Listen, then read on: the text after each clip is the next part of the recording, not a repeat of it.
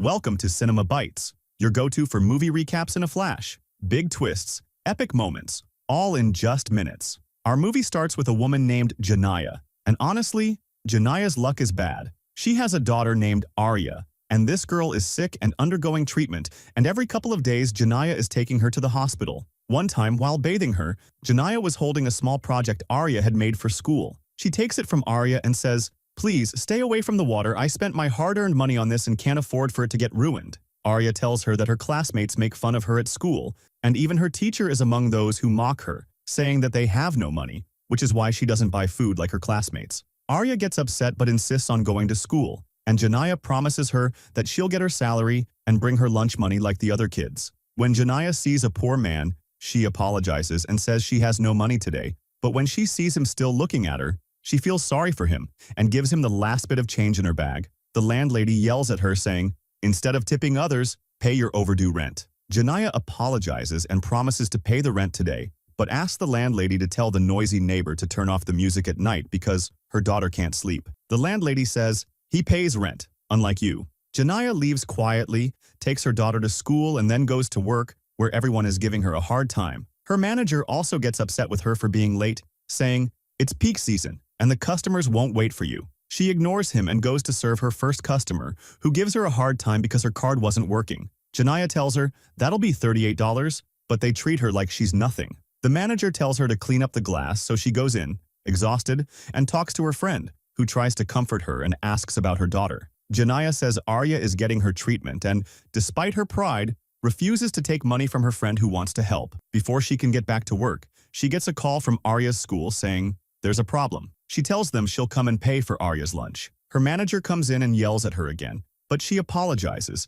explaining she's talking to her daughter's school. He doesn't care and tells her to hang up and get back to work. She insists she has to go to her daughter, and at first he refuses, but when she says it's an emergency, he gives her exactly half an hour. When she says that's not enough, he yells, "That's all you get." She asks for her salary, but he says she hasn't worked enough to earn it yet. Janaya leaves, not wanting to go to her daughter without money. So she goes into the bank next to the supermarket where she works. She meets the bank manager and explains her card won't let her withdraw $40, even though she's sure there's $47 in her account. The manager tells her the card will soon be blocked because her balance is below the minimum and tells her to wait in line to withdraw money. Janaya, already late, leaves. When she arrives at school, she finds a woman from family services and sees Arya crying and calling for her. But Diana, the social worker, stops her, saying they're going to take Arya away. Janaya is shocked and tells the school she brought the lunch money, begging them to let Arya stay. Diana says it's not possible. They know Arya comes to school hungry. Janaya says she works 2 jobs, feeds Arya, gives her medicine, and follows the doctor's orders, begging them to let her keep her daughter. Diana says they also know Arya is often not clean. Janaya, heartbroken, tells them she bathes her daughter, but sometimes she has no gas for hot water and can't bathe her with cold water. Janaya, in desperation, says, "No one will care for her like I do." But unfortunately, no one cares about her feelings and decides to go back to work to prove she's responsible. But the road is very crowded. She's late, so she takes a shortcut and is confronted by a crazy guy who picks a fight with her. When Janaya tries to leave, he gets angrier, chases her with his car, and hits her. She loses control and goes off the road. She stops to calm herself, tries to start the car, but it won't start. Then she sees a police car nearby, and the man who hit her tells her, "I'm an officer and I'll make your life hell." The policewoman tells him to leave and says she'll handle it. The policewoman asks for Janaya's license and finds it's expired. Janaya begs, saying she'll get paid today and fix everything, but the policewoman says that's not possible and tells her to leave the car. Janaya pleads with her, saying she desperately needs the car but no one is willing to help. She's forced to leave and walk away. Janaya tries to explain to her boss that she had problems and was late against her will, but he doesn't want to hear it and fires her without mercy. When she says she needs the job, he tells her, "If you needed it, you wouldn't have spent 2 hours outside." She asks for her salary, but he says it's sent by mail. When she returns, finds her belongings thrown out in the street. She collapses, screaming, and her daughter's project, which she spent all her money on, is soaked by the rain. The landlady coldly tells her, "You deserve it. Next time, pay the rent like everyone else." Janaya breaks down, loses control, and keeps screaming, not aware of herself, taking her daughter's project and medicine. She goes to her manager and says, "I want my salary now." The manager tells her, "You will take it from the post office." But suddenly, a gang of thieves bursts in and threatens them to take the money. The manager gives them all the money from the safe and the thief calls her by her name when he sees her name tag on her clothes. He tells her to quickly put the money in the bag with him. She tells him, "This is my daughter's bag, and it has her project in it." He gets angry and tries to grab it from her, so she hits him with all her strength to protect her daughter's project. The weapon falls from him, and she quickly grabs it and, without thinking, shoots the thief. The other thief runs away. The manager, who now wants to get rid of her, calls the police, reports a crime, and tells them that she was in on it with the thieves because they called her by name, and that she also killed one of them. She is shocked and keeps saying, "It wasn't me," and she even hits him too. Then she takes her salary check and goes to the bank. At the same time, Detective Raimondi was with her colleague at the market, watching the surveillance cameras, and they see everything that happened. Raimondi felt that Janea was forced into a crime, and that's why she acted that way, unlike her colleague who saw her as a thief and a murderer. When they went to ask about her at the supermarket, her friend told them that she only saw her running out with a weapon, but insisted Janea was very kind and would never hurt anyone, and that she could never believe she would kill someone. She told them Janea was in a big crisis,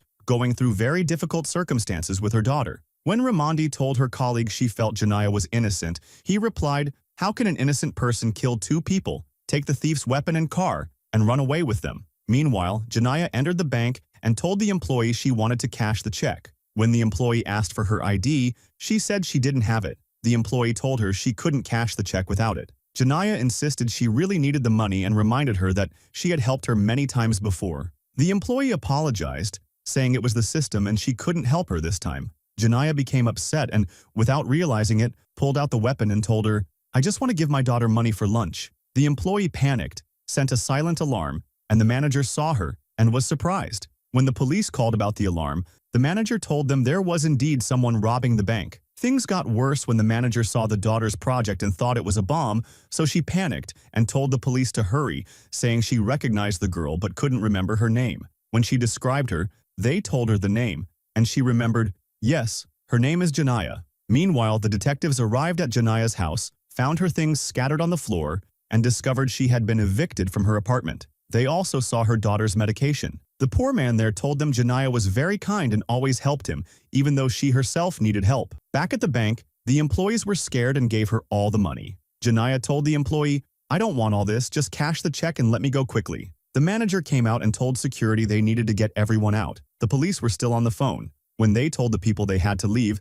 everyone got angry, saying they had been waiting since 10 in the morning and all started shouting that they wanted their money. Suddenly, Janea called out to the manager, asking her to check why the employee wouldn't give her the money, insisting she just wanted her money. When the manager tried to calm her, Janea got more upset and said, "Cash my check, let me get to my daughter quickly." Outside, things were chaotic, and the police surrounded the bank from all sides. The police chief arrived and asked for updates.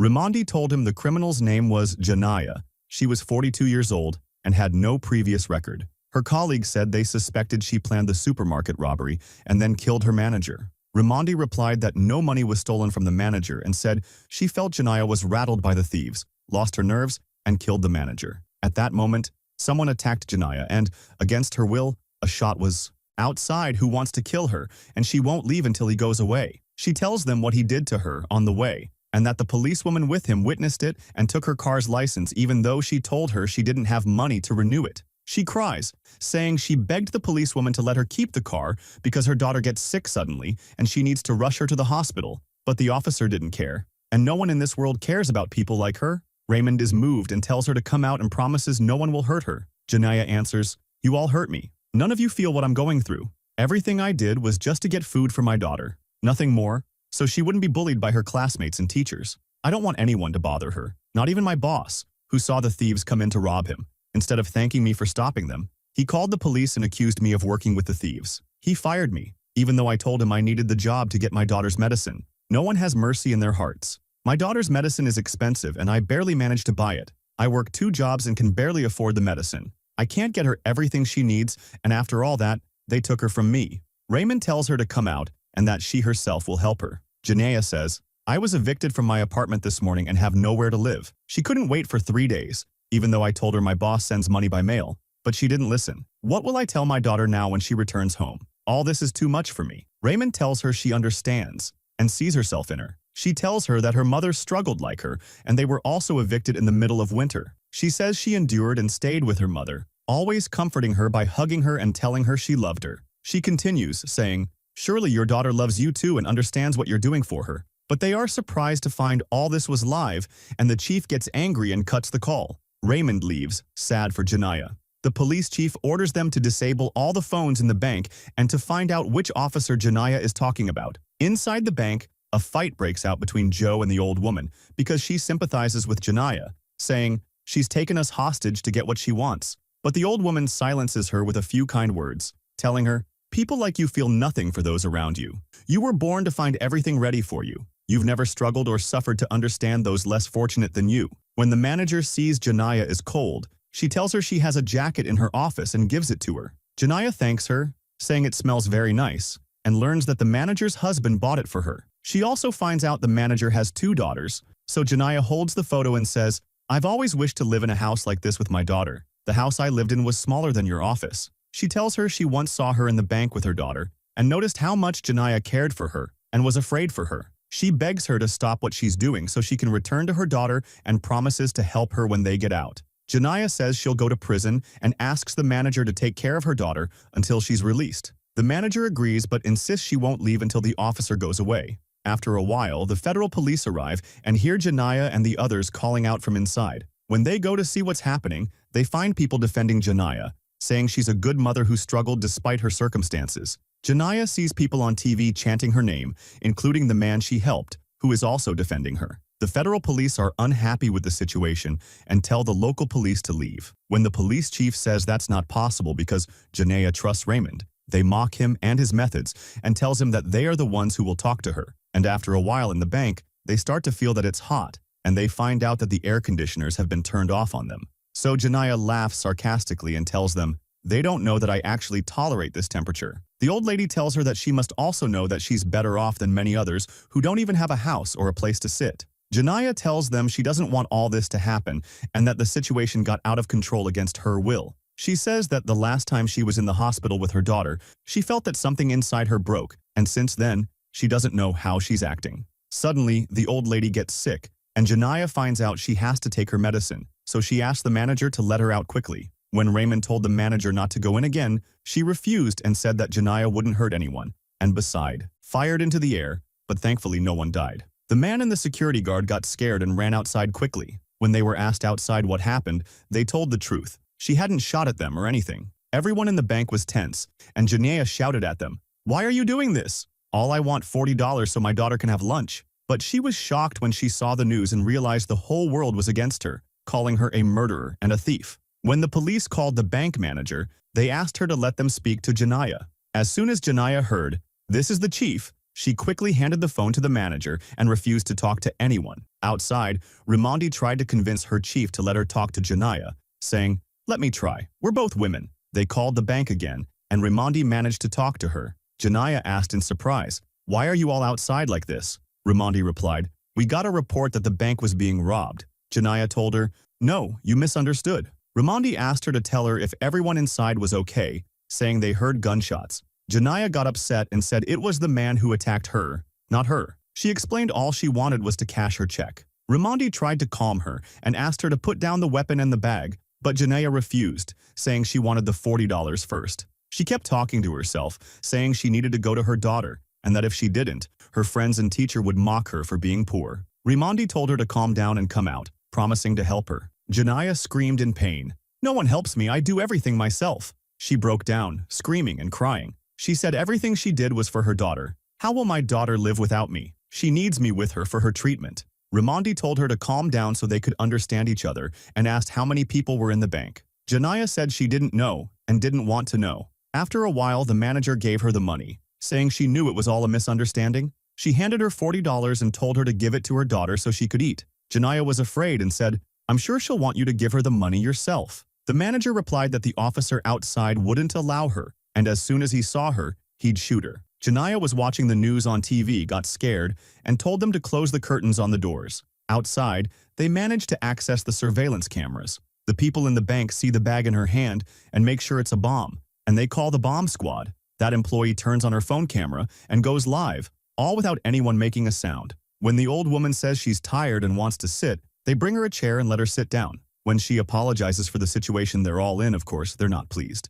The old man says to her, "You people want to steal easily without working. I'm a war veteran. I fought to protect you in the past. He says he won't stand there any longer and will leave, no matter what happens. The police are watching what's happening and are surprised she allowed them to leave. Janaya makes the manager close the door behind them. When the project lights and makes a noise, and Janaya lifts the bag onto the table, everyone panics, thinking the bomb is about to go off, but she doesn't understand that they're afraid of the bomb. She tells the manager, "I won't let him take my daughter. No one cares for her but me," and asks everyone to stay with her, assuring them she won't hurt them. Then she ends the project, and when she enters the manager's office, the employees suggest escaping now, but the old woman feels for Janaya and tells them she won't hurt anyone. They're surprised when she gathers chairs for them. Raymond makes sure Janaya isn't really a criminal, and that everything that happened was out of her control. When one of the police officers tells his boss they can easily storm the bank, he refuses, saying she has a bomb. They say she clearly isn't trained with weapons, so it must be a fake bomb. But Raymond asks, "How can we be sure?" and refuses the idea because she's worried about Janaya and keeps defending her, saying she's not a criminal and that people have said she's a very kind person. The negotiator asks for the release of the hostages, and someone does it. When they say they're calling the federal police, she gets angry and tells them she can solve the problem herself and calls Janaya again. At first, Janaya refuses to answer, but when the manager asks her for her daughter's sake, she agrees. No one knows she's live, and she asks Raymond, "Why are you standing outside? I told you I'm not robbing the bank. No matter how desperate I am, I've never stolen and never will, not even in this world. The weapon I have, I only took it because I was afraid the other thief would chase me." Everyone sees and hears her. Janaya continues, saying there's an officer out. Besides, she trusts her. When the police call the bank, Janaya answers, but she's shocked that it's not Raymond. She asks them if they've seen the officer or not, and when they ask her which officer, she says she wants to talk to Raymond. She gets angry and gives the phone to the manager. When her daughter's project starts working on its own, the manager gets scared and keeps begging the officer to give them Raymond. She says, "Let's finish this quickly," as she opens her backpack, and keeps telling Janaya to calm down for her daughter's sake, while the employees keep crying and begging Janaya not to do anything reckless, though she doesn't understand anything at all. After she hangs up, she tells them, "My daughter made this. It's my daughter's project that the school asked for. I spent a lot of money on it, and in the end, the landlady threw it in the street and it got rained on." They're all shocked and tell her they thought it was a bomb. Janaya tells them the police have to know it's not a bomb. She takes the old lady to the bathroom and writes on the glass that it's not a bomb, all secretly. Outside, the manager tells Janaya they can't tell the police because the bag is the only thing stopping them from storming the bank, and that's for her own good. "We'll tell them we're coming out, and you'll leave your bag here." Outside, the female officer goes to Raymond and tells her she's the one who wrote Janaya the ticket and tells her about the officer Janaya is asking for. Raymond goes to the officer, hits him, and tells him she knows what he did to her and orders him to leave the place. At this time, the manager keeps calling the police. As soon as Raymond and her team enter, they find the officer doesn't want to answer, so she insults him and answers herself. She talks to Janaya and tells her she got rid of the officer.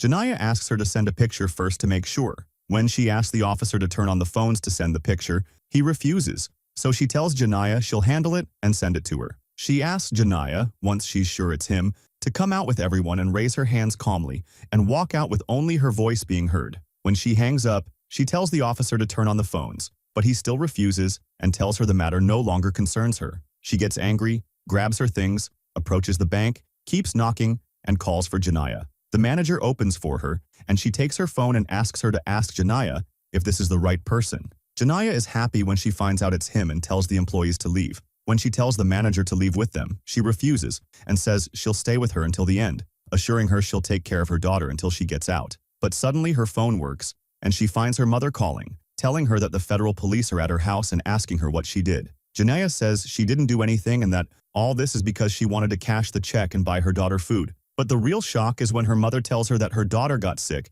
and she took her to the hospital and she died there. Janaya is shocked and goes blank, remembering herself leaving the hospital carrying an empty blanket. She was imagining she was carrying her daughter, and everything that happened at the beginning of the movie was just in her imagination. The call she got at work was from someone she owed money to, but she had such a big shock that she created a different reality for herself. When she went to the school, the principal told her they hadn't called her, but what we saw was just her imagination because her daughter never went with her, and her guilt for not being able to save her daughter is what made her act this way. She breaks down and collapses, and the manager takes her out to hand her over. She comes out completely surrendered, and they arrest her, and that's how the movie ends. Don't forget to tell me your opinion in the comments.